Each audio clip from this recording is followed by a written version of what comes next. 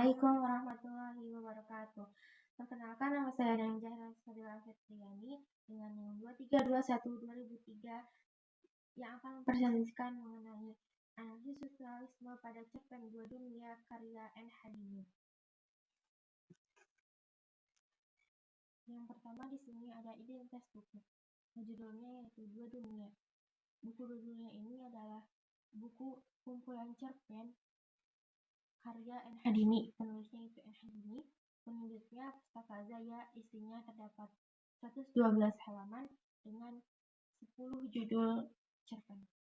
Cetakan pertamanya itu pada 1956 dan cetakan ke-6 itu pada 2014. Dan di sini saya membaca buku pada cetakan ke-6. Yang covernya seperti ini, yaitu yang cover yang ketiga. Nah, ini yang pertama itu cover pertama itu yang warna oranye, yang sama biru itu cover pada cetakan kedua, dan yang kedua itu pada cetakan ketiga, dan yang saya baca ini adalah yang cetakan ke-6 yang 2014. Selanjutnya di sini ada identitas penulisnya. N. Hadimi adalah seorang sastrawan yang mempunyai nama lengkap Nurhayati Srihandini Siti Mukatin, lahir pada tanggal 29 Februari 1936 di Semarang, Jawa Tengah. Sebagai sastrawan, N. Hadimi menulis berbagai genre sastra yaitu puisi, drama, cerpen, dan novel. Tapi ia lebih terkenal sebagai novelis yang kebanyakan karyanya mempergunakan latar negara-negara luar Indonesia. Salah satu karyanya yaitu buku ini, yaitu yang saya baca, yaitu Dua Dunia. Selanjutnya ada pendahuluan. Karya sastra merupakan wujud pandangan manusia terhadap lingkungan yang ada di sekitarnya, yang digunakan dan dituangkan dengan bahasa yang indah. Cerpen merupakan suatu bentuk karang dalam bentuk yang prosa fiksi dengan urutan relatif pendek yang dapat selesai dibaca dalam waktu yang singkat. Artinya, tidak membutuhkan waktu yang lebih panjang dalam membacanya.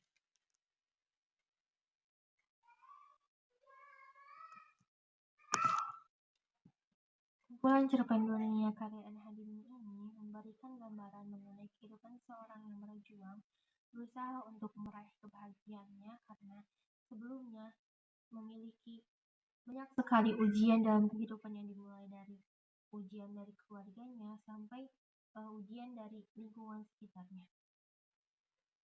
Selanjutnya mengenai pembahasan. Cerpen memiliki unsur, salah satunya adalah unsur implisit yang meliputi tema, tokoh, alur, latar, dan bahasa, sudut pandang, dan amanat. Untuk mengetahui manfaat cerpen harus menganalisisnya terlebih dahulu. Dalam menganalisisnya, cerpen tentunya harus memiliki pisau khusus pengkajian, salah satunya adalah oleh kajian struktural. Pendekatan struktural dalam ilmu sastra adalah suatu cara untuk menganalisis unsur-unsur struktur yang membentuk karya sastra secara mendalam, serta mengevaluasi hubungan dan interaksi keterkaitan sastra antara unsur-unsur tersebut guna untuk mencapai seluruh makna. Nah, pendekatan struktural ini adalah membahas mengenai unsur spesifik yang terdapat pada cerpen tersebut. Selanjutnya yaitu ada sinopsis. Cerpen Dua Dunia karya N. Hadimi bercerita tentang seorang janda beranak satu bernama Iswanti yang baru saja sembuh dari penyakit tifus. Suaminya menginginkan hak asuh putrinya jatuh kepada dirinya setelah Iswanti bercerai dengan suaminya. Namun, Iswanti bersikeras membela anak sematawatangnya, Hanti, agar tetap diasuh sendirian olehnya. Iswanti bercerita tentang masa lalu ibunya sebagai seorang penjudi yang menghabiskan uang berapapun yang ada di tangannya. Selain itu, Iswanti juga menang saat menyaksikan suaminya Darmono menjalin hubungan persahabatan dengan ibu tirinya. Awalnya, ibu tirinya hanya memberi kasih sayang kepada suaminya sebagai anak saja, tapi lama-kelamaan kelakuannya sudah melebihi dari ibu dan anak. Darmono selalu mengirimkan uang untuk putrinya melalui ibu tirinya, namun uang tersebut tidak pernah sampai ke Tanti. Uang Iswanti digunakan untuk berjudi oleh ibunya hingga saat ini. Iswanti terus berjuang membesarkan anaknya sendirian dengan kasih sayang dan tanpa dinafkahi oleh suaminya.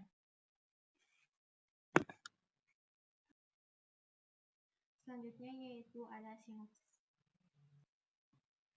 Selanjutnya hasil analisisnya. Yang pertama itu tema. Tema dari cerpen ini adalah tentang perjuangan seorang ibu untuk mendapatkan hak asuh anaknya. Dibuktikan pada kutipan, memang menurut hukum Islam anak perempuan itu berhak, tapi aku tidak peduli macam-macam manapun juga terlalu tak mengasani perasaan kemanusiaan. Ini terdapat pada halaman 11. Yang kedua adalah tokoh. Tokoh utama dalam cerpen ini adalah Iswanti, yaitu tokoh protagonis seorang ibu yang mandiri, kuat dan gigih dalam berusaha memperjuangkan haknya.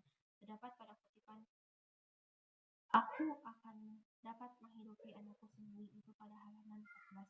Tokoh Darwono adalah tokoh antagonis. Dia mantan suami Iswanti yang egois dan selalu memikirkan dirinya sendiri. Lalu ada tokoh ibu tirinya, adalah seorang ibu yang haus akan kekayaan, akan serakah dan genit. Dan ayah Iswanti adalah seorang yang sabar. Selanjutnya yaitu nomor 3, yaitu alur. Alur dalam cerpen ini adalah alur maju karena menggambarkan dari peristiwa awal mulai Iswanti mengalami sakit sampai ia digugat cerai dan memperjuangkan hak asuh anaknya dan berhasil hak asuhnya itu jatuh kepadanya hingga ia berusaha sendiri untuk menghidupi anaknya. Yang keempat yaitu latar tempat. Dalam cerpen ini ialah ada di kamar. Pada kutipan, apa kata Darwais? Tiba-tiba suara ayah memanggil sepi di kamar itu. Ini terdapat pada halaman 11. Yang kedua adalah latar waktu. Dalam cerpen ini ada latar waktu ketika siang hari dan masa lalu. Seperti pada kutipan, dan tiba-tiba pula dia teringat kepada surat bekas suaminya yang datang siang tadi. Ini terdapat pada halaman 11.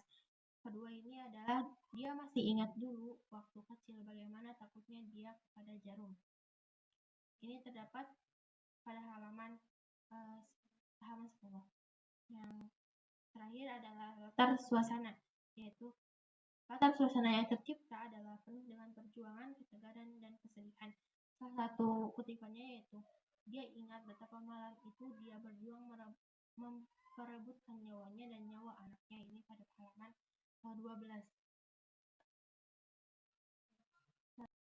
Selanjutnya adalah gaya bahasa. Gaya bahasa yang digunakan oleh N. Hadini ini menggunakan bahasa yang sederhana dan mudah dipahami, sehingga makna atau penyampaian pesan di dalamnya bisa mudah untuk kita ambil dan dipahami untuk kehidupan sehari-hari. Terdapat dialek Jawa juga seringkali digunakan, tetapi bahasa yang mudah dipahami juga, atau bahasa Jawa yang dasarnya sehingga orang paham dalam membacanya. Terus yang keenam ini adalah sudut pandang. Pada cerpen ini menggunakan sudut pandang orang ketiga karena menggunakan kata ganti dia yang dibuktikan pada kutipan berikut. Kembali dia pandang wajahnya di dalam kaca, lesu dan pucat. Ini terdapat pada halaman 14. Dan yang terakhir adalah ada amanat. Amanat yang dapat diambil dari cerpen ini adalah tetaplah jadi perempuan yang mandiri, yang bisa menghidupi sendiri tanpa harus selalu melibatkan laki-laki dalam hal ini. Dalam hal ini, perempuan juga harus bisa berjuang dan berani untuk memperjuangkan hak-haknya sebagai perempuan dan jangan takut dengan adanya laki-laki. Kita harus bisa membuktikan kalau kita bisa tanpa adanya laki-laki.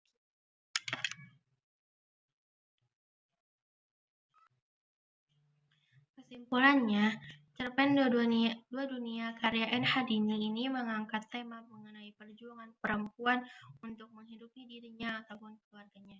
Latar tempat yang diceritakannya adalah di kamar dan latar waktunya terdapat di siang hari dan di masa lalu. Alurnya memiliki alur maju yang dimana mengenai peristiwa dari awal hingga pencapaian yang terjadi ada yang berupa kesedihan dan kesenangan sebentar.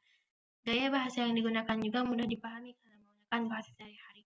Sudut pandang yang dipakai adalah sudut pandang orang kedua, yaitu dia, kata ganti dia. Tokoh Iswanti memiliki watak yang kerja keras dan pantang menyerah Dalam kesederhanaan kehidupannya, mereka berjuang dengan sungguh-sungguh untuk hasil yang baik. Pesan moral yang dapat diambil benar-benar menjadi pelajaran bagi kita untuk terus berjuang tanpa menyerah dan yakin akan semua hal yang dilakukan akan menghasilkan hal yang baik, dan tetaplah jadi perempuan yang mandiri yang bisa menghidupi sendiri tanpa harus selalu melibatkan laki-laki dalam hal ini.